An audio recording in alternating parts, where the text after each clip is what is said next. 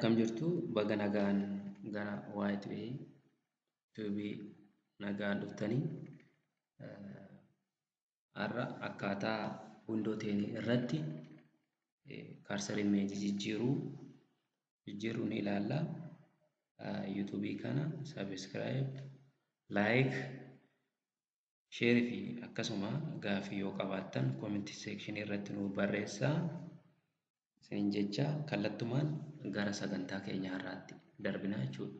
Sagantaa keenya har'aa kan itti eegallu kaarsar imeejii kana yoo jijjiiruu barbaanne windoo teenii irratti isteeppiiwwan lamaan tokkoon akkaataa itti jijjiiruu dandeenyu isinitti agarsiisaa jechuudha. Isteeppiin inni jalqabaa kontirool paanaalii keessa kan jennu sanii isa sana sarchii isaa irratti kontirool paanaal bannaa. Kontirool paanaalii keessaa adjust your computer setting jedhee view by category kana large icons jira, small icons jira. Categoriidhaan kan amma ilaalaa jirru kuni gara large icons innaa jijjiirru haala kanaan ni argina. Smallitti yoo jijjiirre immoo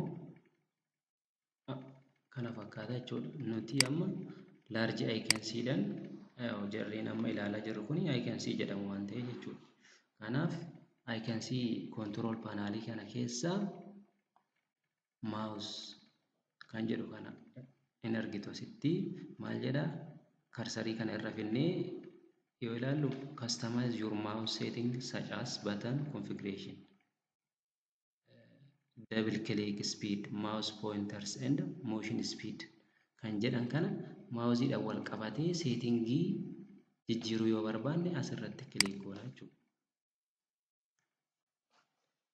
Kanaaf amaloota maawuziitiin wal qabatan jijjiiruu seetingii isaa sirreessuu dandeenyudha jechuudha. Fakkeenyaaf asirra batanii kana keessatti ispiidiin maawuzii keenya miidiyam irra jira. Isloo irratti ispiidiin ishii gadi yaabuutu yoo jenne gadi garanatti gottonnaa, yoo immoo baay'ee saffisu jenne gara faasilitti roolee akkasiin dabaluu dandeenya jechuudha. Inni kan biraa pointers kan jedhamu kan nuti amma image kaarsarii akkaataa itti jijjiirru ilaaluudha waan ta'eef pointers kan jedhu jalatti kilik batanii taabii kanarra kilik gochuun isa kana nuuf fida jechuudha. Isa kana taabii kana jala immoo maaltu jira? Windows default large system scheme kan jedhu jira. Customize jalatti immoo gosoota image kaarsarii keenyaati. Fakkeenyaaf amma kanatti fayyadamaa jiru kana adii xoorii fakkaatu kana mallattoon isaa xiyya. Kanaaf isheen kun immoo mallattoo gaaffii of cinaa qabdi. Help select jedha. Working in background yoo ta'u immoo haala kanaan busy kompiitarri yeroo busy ta'e illee isa kanaan kan argisiisu precision selection haala kanaan kan barbaade filuu dandeenya. Isa keessaa fakkeenyaaf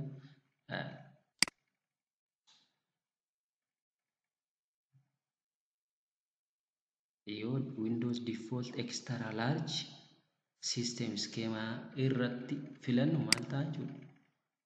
Kana ta'a jechuudha. Mallattoon isaa saayiziin isaa amma guddaadha jechuudha kan duraarra. Amma immoo Windows black system schema yoo jennu immoo haala kanaan kaarsariin keenya xiqqoo ta'anii boci isaanii xiqqoo ta'anii halluun isaanii gurraachanii jechuudha.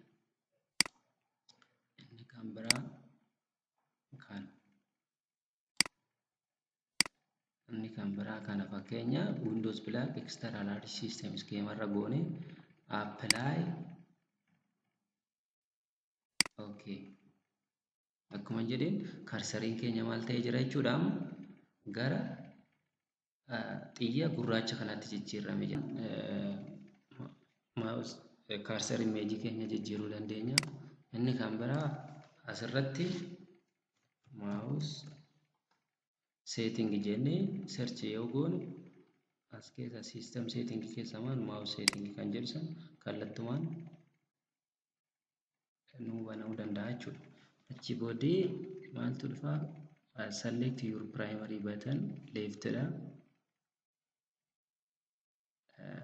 yeroo baay'ee akka bataniitti maawuzii irratti fayyadamaa jirru leeftidha jechuudha. Odoo kana raayitiitti jijjiirre waa hunda karaa mirgaatiin jechuudha kan hojjennu. Kanaaf isa sanallee as keessaa adjastii isaa hojjechuu dandeenya jechuudha.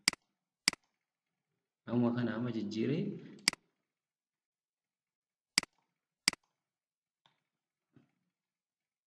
haala akkasiitiin jechuudha. Amma piraayimarii batanii maawuzii keenya odoo raayitii irra goree amma leefti kilik gochaan jira jechuudha. Kana dirqama leeftidhaan jechuudha kanan deebisu adjasti gochuu danda'u. Isa raayit bataniidhaan iddoo duraatti deebisuu danda'a jechuudha. Kaarsar ispiidii isaa akkuma yeroo duraas ni jedhe as keessa ispiidii isaa dabaluu hir'isuu kan dandeenyu jechuudha. Inni kan biraa related settingii keessa adjust mouse and cursor size.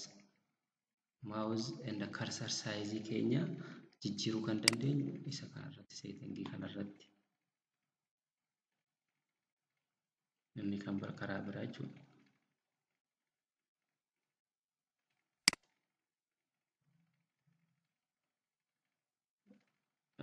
Change pointer size, change pointer color.